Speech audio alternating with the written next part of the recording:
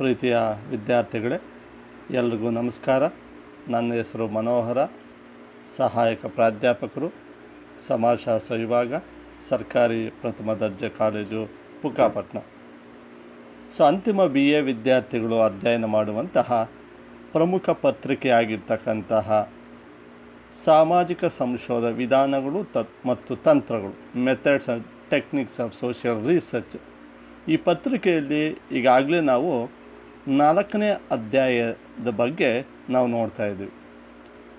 ಕಳೆದ ಸೆಷನ್ನಲ್ಲಿ ನಾವು ಸಂಶೋಧನಾ ವಿನ್ಯಾಸದ ಪ್ರಮುಖ ಪ್ರಕಾರಗಳಲ್ಲಿ ಮೊದಲನೇದಾಗಿರ್ತಕ್ಕಂಥ ಪರಿಶೋಧನಾತ್ಮಕ ಎಕ್ಸ್ಪ್ಲೋರೇಟರಿ ರಿಸರ್ಚ್ ಡಿಸೈನ್ ಬಗ್ಗೆ ನಾವು ತಿಳ್ಕೊಂಡಿವಿ. ಹಂಗಂದ್ರೆ ಏನು, ಅದರಿಂದ ಏನೇನು ಅನುಕೂಲಗಳಾಗ್ತಾ ಇದ್ದಾವೆ, ಅದರ ಲಕ್ಷಣಗಳೇನು ಅನ್ನುವಂಥ ಕೆಲವು ವಿಚಾರಗಳ ಬಗ್ಗೆ ನಾವು ತಿಳ್ಕೊಂಡ್ವಿ. ಇವತ್ತಿನ ಸೆಷನ್ನಲ್ಲಿ ನಾವು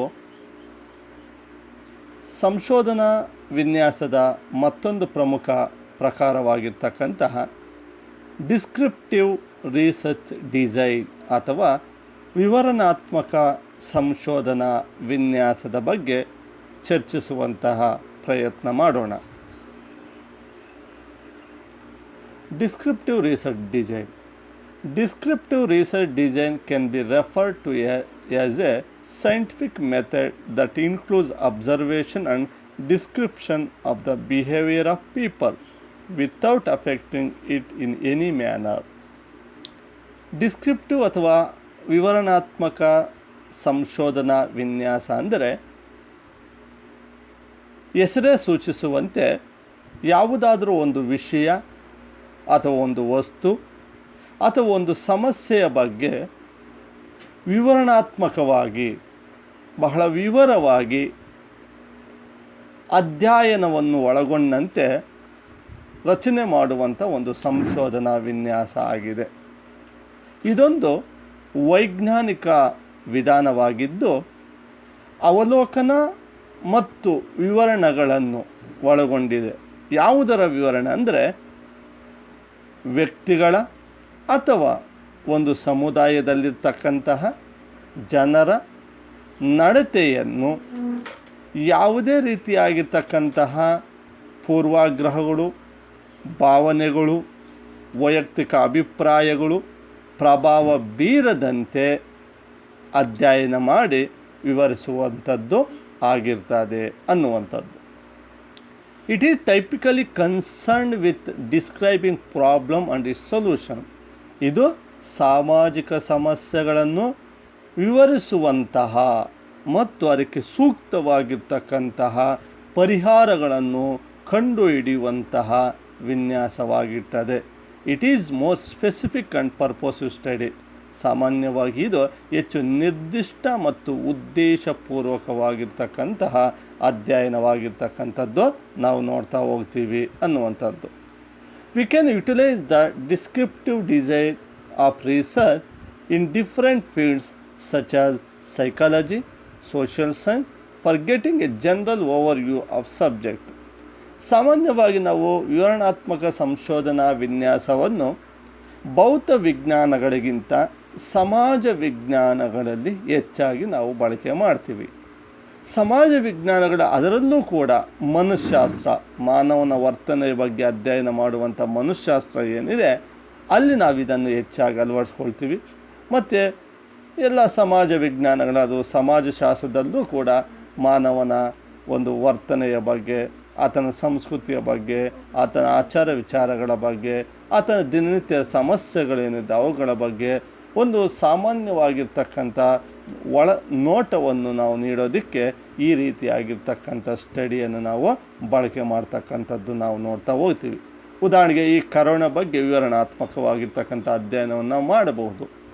ಏಕೆಂದರೆ ಈ ಕರೋನಾ ಬಂದಿರೋ ಕಾರಣ ಏನು, ಅದು ಎಲ್ಲಿಂದ ಹುಟ್ಕೊಳ್ತು, ಹೇಗೆ ಹುಟ್ಕೊಳ್ತು, ಅದು ಹೆಂಗೆ ಒಂದು ಕಡೆಯಿಂದ ಇನ್ನೊಂದು ಕಡೆಗೆ ಪ್ರಸಾರ ಆಗ್ತಾ ಹೋಗ್ತದೆ, ಅದು ಹೆಂಗೆ ಮುಟೇಷನ್ ಆಗ್ತಾ ಹೋಗ್ತದೆ, ಅಂದರೆ ಆ ವೈರಸ್ ಹೆಂಗೆ ಪರಿವರ್ತನೆ ಆಗ್ತಾ ಇರ್ತದೆ, ಅದು ಮಕ್ಕಳ ಮೇಲೆ ಯಾವ ರೀತಿ ಪ್ರಭಾವ ಬೀರ್ತದೆ, ವಯಸ್ಕರ ಮೇಲೆ ಯಾವ ರೀತಿ ಪ್ರಭಾವ ಬೀರ್ತದೆ, ವೃದ್ಧರ ಮೇಲೆ ಯಾವ ರೀತಿ ಪ್ರಭಾವ ಬೀರ್ತದೆ, ಮತ್ತು ಅದಕ್ಕೆ ಸಂಬಂಧಪಟ್ಟಂತೆ ವ್ಯಾಕ್ಸಿನ್ ಏನು ಬಂದಿದೆ, ಅದನ್ನು ಯಾವ ರೀತಿ ತಯಾರು ಮಾಡಿದ್ದಾರೆ, ಎಲ್ಲೆಲ್ಲಿ ಪ್ರಯೋಗ ಮಾಡಿದ್ದಾರೆ, ಹೇಗೆ ಪ್ರಯೋಗ ಮಾಡಿದ್ದಾರೆ, ಈ ಎಲ್ಲ ಅಂಶಗಳನ್ನು ವಿವರಣಾತ್ಮಕ ಹೇಳುವಂಥದ್ದೇ ನಾವು ವಿವರಣಾತ್ಮಕ ಸಂಶೋಧನಾ ವಿನ್ಯಾಸ ಅಂತ ನಾವು ಕರಿಬಹುದು ವಿದ್ಯಾರ್ಥಿಗಳು. Main purpose of the descriptive research design is to describe characteristic of population, situation and phenomenon accurately and systematically. ಅಂದರೆ ಈ ಒಂದು ವಿನ್ಯಾಸ ಏನಿದೆ, ವಿವರಣಾತ್ಮಕ ಸಂಶೋಧನಾ ವಿನ್ಯಾಸದ ಅತಿ ಪ್ರಮುಖ ಉದ್ದೇಶ ಏನೆಂದರೆ,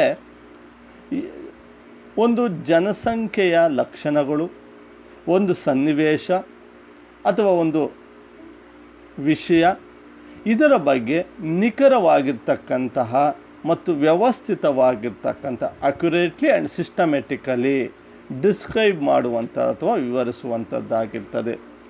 ಇನ್ the context of descriptive research design as similar to the experimental research design, the investigator does not control an variable. ಅಂದರೆ ನಾವಿಲ್ಲಿ ಈ ಒಂದು ವಿವರಣಾತ್ಮಕ ಸಂಶೋಧನಾ ವಿನ್ಯಾಸದಲ್ಲಿ ಈ ಒಂದು ಪ್ರಯೋಗಾತ್ಮಕ ಸಂಶೋಧನಾ ವಿನ್ಯಾಸದ ರೀತಿಯಲ್ಲಿ ಸಂಶೋಧಕನಿಗೆ ಆ ಅಧ್ಯಯನ ಮಾಡುವಂಥ ವಸ್ತು ಅಥವಾ ವಿಷಯದ ಮೇಲೆ ಮತ್ತು ಅದರಲ್ಲಿರ್ತಕ್ಕಂಥ ಚಲಕಗಳು ಅಂತ ಏನು ಕರಿತೀವಿ, ವೇರಿಯಬಲ್ಸ್ ಏನು ಮಾಡ್ತೀವಿ, ಅದರ ಮೇಲೆ ಯಾವುದೇ ರೀತಿಯಾಗಿರ್ತಕ್ಕಂಥ ನಿಯಂತ್ರಣ ಇಲ್ಲೋದಿಲ್ಲ. They only observe and measure the variables in the study. ಅಂದರೆ ಈ ಅಧ್ಯಯನದಲ್ಲಿ ಆ ಒಂದು ವಿವಿಧ ಚಲಕಗಳೇನಿದ್ದಾವೆ, ವೇರಿಯಬಲ್ಸ್ ಏನಿದ್ದಾವೆ, ಅವುಗಳನ್ನು ಅವಲೋಕನ ಮಾಡಬಹುದು ಮತ್ತು ಮೆಜರ್ ಮಾಡ್ಬೋದು, ಮೌಲ್ಯಮಾಪನ ಮಾಡಬಹುದು. ಅಷ್ಟೇ ಇಲ್ಲಿ ಆಗಿರ್ತಕ್ಕಂಥದ್ದು. ಇಲ್ಲಿ ಯಾವುದೇ ರೀತಿಯ ನಿಯಂತ್ರಣ ಅದರ ಮೇಲೆ ಸಂಶೋಧಕನಿಗೆ ಇರೋದಿಲ್ಲ ಅಂತ ನಾವು ಹೇಳಬಹುದು. Purpose of descriptive research design, ಈ ವಿವರಣಾತ್ಮಕ ಸಂಶೋಧನಾ ವಿನ್ಯಾಸದ ಉದ್ದೇಶಗಳೇನು?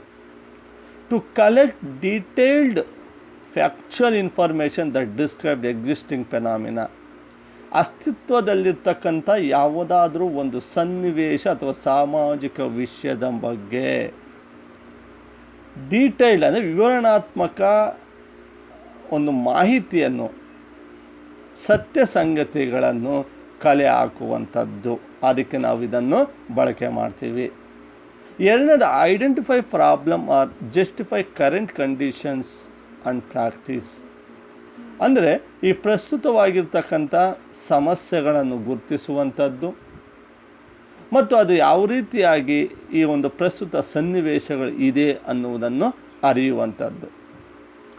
ಮೂರನೇದಾಗಿ ಟು ಮೇಕ್ ಕಂಪ್ಯಾರಿಸನ್ ಇವ್ಯಾಲ್ಯೂಯೇಷನ್, ಅಂದರೆ ಬೇರೆ ಬೇರೆ ಸಾಮಾಜಿಕ ಸಮಸ್ಯೆಗಳ ನಡುವೆ ಒಂದು ತುಲನಾತ್ಮಕವಾಗಿರ್ತಕ್ಕಂತಹ ಅಧ್ಯಯನ ಕಂಪೇರ್ ಮಾಡುವಂಥದ್ದು ಮತ್ತು ಅವುಗಳ ನಡುವೆ ಮೌಲ್ಯಮಾಪನ ಮಾಡುವಂಥದ್ದು. ನಾಲ್ಕನೇದಾಗಿ to determine what others are doing with similar problems or situations and benefits from their experience in making future plans and decisions.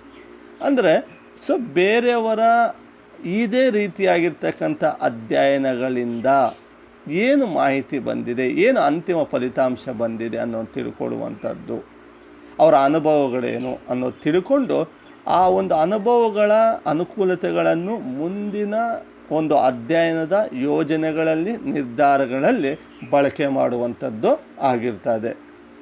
Uses of descriptive research design ಅಂದರೆ ಈ ಒಂದು ವಿವರಣಾತ್ಮಕ ಸಂಶೋಧನಾ ವಿನ್ಯಾಸವನ್ನು ನಾವು ಸಂಶೋಧನೆಯಲ್ಲಿ ಬಳಕೆ ಮಾಡೋದರಿಂದ ಏನೆಲ್ಲ ಅನುಕೂಲಗಳಾಗ್ತವೆ ಅನ್ನೋದು. Descriptive research design is consider being a suitable when you intend to find characteristics, trends, categories, frequencies and correlations between two or more variables. ಅಂದರೆ ಒಂದು ಅಧ್ಯಯನದಲ್ಲಿರ್ತಕ್ಕಂತಹ ಚಲಕಗಳು ಅಥವಾ ವೇರಿಯಬಲ್ಸ್ ಅಂತ ಏನು ಕರಿತೀವಿ, ಅವುಗಳ ನಡುವೆ ಲಕ್ಷಣಗಳು, ಅವುಗಳ ನಡುವೆ ಒಂದು ಗುಂಪುಗಳು, ಫ್ರೀಕ್ವೆನ್ಸೀಸ್ ಮತ್ತು ಸಹ ಸಂಬಂಧ, ಇವುಗಳನ್ನು ತಿಳ್ಕೊಳ್ಳೋದಕ್ಕೆ ಇದು ಸಹಾಯಕ ಆಗ್ತದೆ. You can also utilise the descriptive research design when you have in depth knowledge about the topic. ಅಂದರೆ ನಮ್ಮ ಒಂದು ವಿಷಯದ ಬಗ್ಗೆ ನಮಗೆ ಅತ್ಯಂತ ಆಳವಾಗಿರ್ತಕ್ಕಂತಹ ಜ್ಞಾನ ಇರ್ತಕ್ಕಂಥ ಸಂದರ್ಭದಲ್ಲಿ ಅದನ್ನು ಹೇಳುವುದಕ್ಕಾಗಿ, ಅದನ್ನು ತೋರ್ಪಡಿಸುವುದಕ್ಕಾಗಿ, ಅದನ್ನು ವಿವರಿಸುವುದಕ್ಕಾಗಿ ಈ ಒಂದು ವಿಧಾನವನ್ನು ನಾವು ಬಳಕೆ ಮಾಡ್ಕೋಬಹುದು. Before starting to perform research, you need to determine the research topic. It is also very much crucial for. So before starting perform research ಅಂದರೆ ನೈಜವಾಗಿ ವಾಸ್ತವಿಕವಾಗಿ ಒಂದು ಸಂಶೋಧನೆ ಪ್ರಾರಂಭವಾಗುವುದಕ್ಕಿಂತ ಮೊದಲು ನಮಗೆ ಒಂದು ನಿರ್ದಿಷ್ಟವಾಗಿರ್ತಕ್ಕಂಥ ಒಂದು ಸಮಸ್ಯೆ ಅಥವಾ ಒಂದು ಟಾಪಿಕ್ ಬೇಕು.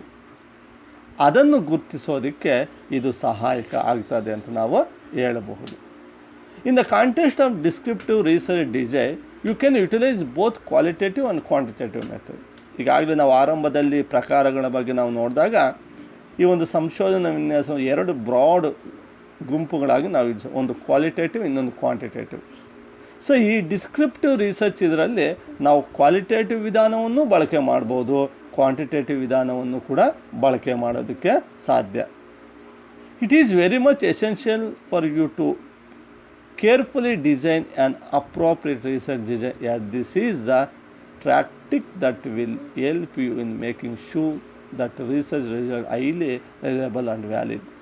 ಅಂದರೆ ಈ ರೀತಿ ಮಾಡೋದರಿಂದ ಅಥವಾ ಇದನ್ನು ಬಳಕೆ ಮಾಡೋದರಿಂದಾಗಿ ನಮ್ಮ ಸಂಶೋಧನೆಯಿಂದ ಬರುವಂಥ ಫಲಿತಾಂಶ ಹೆಚ್ಚು ರಿಲಯಬಲ್, ನಂಬಲಾರ್ಹವಾಗಿರೋದಕ್ಕೆ, ಹೆಚ್ಚು ದೃಢವಾಗಿರೋದಕ್ಕೆ, ವ್ಯಾಲಿಡ್ ಆಗಿರೋದಕ್ಕೆ, ಅಂದರೆ ಸಿಂಧುತ್ವದಿಂದ ಕೂಡಿರೋದಕ್ಕೆ ಇದು ಸಹಾಯಕ ಆಗ್ತದೆ. ಸೊ ಈ ರೀತಿಯಾಗಿ ಈ ವಿವರಣಾತ್ಮಕ ಇದರಲ್ಲಿ ಕೆಲವೊಂದು ನಮಗೆ ಅನುಕೂಲಗಳಾಗ್ತವೆ. In the types of descriptive research method, ಈ ಡಿಸ್ಕ್ರಿಪ್ಟ್ ಅಥವಾ ವಿವರಣಾತ್ಮಕ ಸಂಶೋಧನಾ ವಿನ್ಯಾಸದ ಪ್ರಕಾರಗಳು ಅಂದರೆ ಯಾವ ಮಾಹಿತಿ ಸಂಗ್ರಹಣೆಯ ವಿಧಾನಗಳೆಲ್ಲ ಈ ಒಂದು ವಿಧಾನವನ್ನು ಬಳಕೆ ಮಾಡ್ಬೋದು ಅಥವಾ ಈ ವಿಧಾನವನ್ನು ಬಳಕೆ ಮಾಡಿಕೊಂಡು ಮಾಹಿತಿಯನ್ನು ಸಂಗ್ರಹಿಸ್ಬೋದು. ಮೊದಲು ಸರ್ವೆ ಮೆಥಡ್, ಸಮೀಕ್ಷಾ ವಿಧಾನ. ಈಗಾಗಲೇ ನಾವು ಸಮೀಕ್ಷಾ ವಿಧಾನದ ಬಗ್ಗೆ ಮೊದಲನೇ ಅಧ್ಯಾಯದಲ್ಲಿ ನಾವು ತಿಳ್ಕೊಂಡಿದ್ದೀವಿ. ಸಮೀಕ್ಷೆ ಅಂದರೆ ಒಂದು ಸಾಮಾಜಿಕ ವಿಷಯದ ಬಗ್ಗೆ ವಿಷಯವನ್ನು ಸಂಗ್ರಹಿಸುವಂಥದ್ದು, ಜನರಿಂದ ನೇರವಾಗಿ ಹೆಚ್ಚು ಮಾಹಿತಿಯನ್ನು ಸಂಗ್ರಹಿಸುವಂಥದ್ದೇ ಸಮೀಕ್ಷೆ. ಉದಾಹರಣೆಗೆ ನಮ್ಮಲ್ಲಿ ಆಗುವಂಥ ಸೆನ್ಸಸ್ ಒಂದು ಸಮೀಕ್ಷೆಗೆ ಉದಾಹರಣೆ, ಅಂದರೆ ಜನಗಣತಿ ಅಂತ ಏನು ಕರಿತೀವಿ ಅದು ಉದಾಹರಣೆ. ಅಥವಾ ಜಾತಿ ಗಣತಿ, 1-2 ವರ್ಷ 3 ವರ್ಷದಿಂದ ಕರ್ನಾಟಕದಲ್ಲಿ ಜಾತಿ ಗಣತಿ ಮಾಡಿದ್ರು, ಅದು ಒಂದು ಸಮೀಕ್ಷೆಗೆ ಉದಾಹರಣೆ ನಾವು ಕೊಡ್ಬೋದು.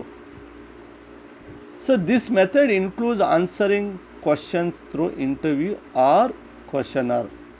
ಅಂದರೆ ಈ ವಿಧಾನ ಸಾಮಾನ್ಯವಾಗಿ ಒಂದು ಪ್ರಶ್ನಾವಳಿಯನ್ನು ರಚನೆ ಮಾಡಿಕೊಂಡು ಅಥವಾ ವಿಧಾನವನ್ನು ಬಳಕೆ ಮಾಡಿಕೊಂಡು ನಮಗೆ ಬೇಕಾಗಿರ್ತಕ್ಕಂಥ, ಅಂದರೆ ಸಂಶೋಧಕನಿಗೆ ಬೇಕಾಗಿರ್ತಕ್ಕಂತಹ ಉತ್ತರ ಅಥವಾ ಮಾಹಿತಿಯನ್ನು ಸಂಗ್ರಹಿಸ್ತಾನೆ. After participants of the survey answer them, you as a researcher you have to describe all answers. ಅವರು ಉತ್ತರಗಳನ್ನು ನೀಡಿದ್ದಾದ ಮೇಲೆ ಅವುಗಳನ್ನು ಸಂಶೋಧಕನಾಗಿರ್ತಕ್ಕಂಥದ್ದು ಈ ಮಾಹಿತಿಯನ್ನು ವಿಶ್ಲೇಷಣೆ ಮಾಡಿ ವರದಿಯನ್ನು ತಯಾರು ಮಾಡುವಂಥ ಸಂದರ್ಭದಲ್ಲಿ ಅವುಗಳ ಬಗ್ಗೆ ನಾವು ವಿವರಣೆಯನ್ನು ಕೊಡಬೇಕಾಗ್ತದೆ. Also while you make questions, make sure that are clear and understandable. ನಾವು ಅವರಿಗೆ ಪ್ರಶ್ನೆಯನ್ನು ಕೇಳುವಂಥ ಸಂದರ್ಭದಲ್ಲಿ ಯಾವುದೇ ಗೊಂದಲವಿಲ್ಲದೆ ಸ್ಪಷ್ಟವಾಗಿ ಅವರಿಗೆ ಅರ್ಥ ಆಗುವ ರೀತಿಯಲ್ಲಿ ಪ್ರಶ್ನೆಗಳು ಕೇಳಿದಾಗ ಅವರು ಸ್ಪಷ್ಟವಾಗಿರ್ತಕ್ಕಂಥ ಉತ್ತರಗಳು ನೀಡ್ತಾರೆ. ಆಗ ಸಂಶೋಧನೆ ಸತ್ಯದಿಂದ ಕೂಡೋರೋದಕ್ಕೆ ಸಾಧ್ಯ ಆಗ್ತದೆ.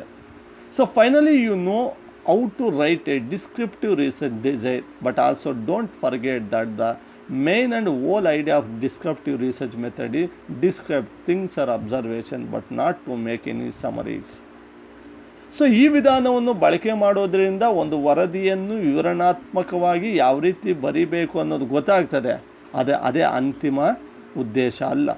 ಅದರ ಜೊತೆಗೆ ಇದರ ಪ್ರಮುಖ ಉದ್ದೇಶ ಜನರಿಂದ ಸಂಗ್ರಹಿಸಿರ್ತಕ್ಕಂಥ ಮಾಹಿತಿಯನ್ನು ವಿವರಣಾತ್ಮಕವಾಗಿ ಯಾವ ರೀತಿ ಹೇಳೋದು. ಅದು ಅಬ್ಸರ್ವೇಷನ್ ಆಗಿರ್ಬೋದು, ಕ್ವಶನರ್ ಆಗಿರ್ಬೋದು, ಇಂಟರ್ವ್ಯೂ ಆಗಿರ್ಬೋದು. ಅದರಿಂದ ಸಂಗ್ರಹಿಸಿರ್ತಕ್ಕಂಥ ಮಾಹಿತಿಯನ್ನು ಯಾವ ರೀತಿ ಸಂಶೋಧಕನು ವಿವರಣೆ ಮಾಡಬೇಕು ಅನ್ನುವಂಥದ್ದೇ ಇದಾಗಿರ್ತದೆ ಹೊರತು ಸಾರಾಂಶ ಅಷ್ಟೇ ನೀಡುವಂಥದ್ದು ಅಲ್ಲ. ಸೊ ಇನ್ನು ಎರಡನೇದು ಅಬ್ಸರ್ವೇಷನ್ ವಿಧಾನ.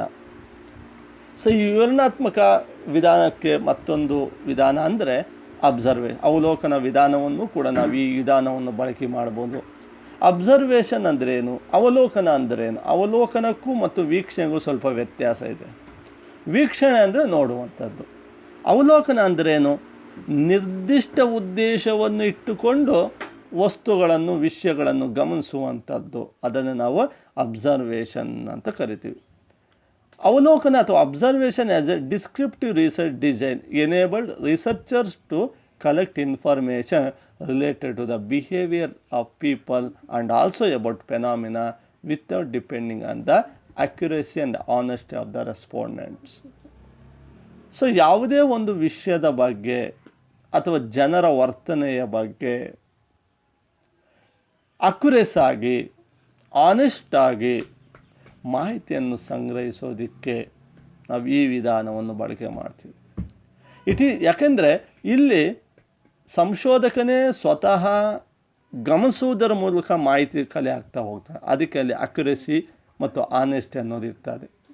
It is a research method that the researcher mainly utilise for the performing research in psychological, market and social research.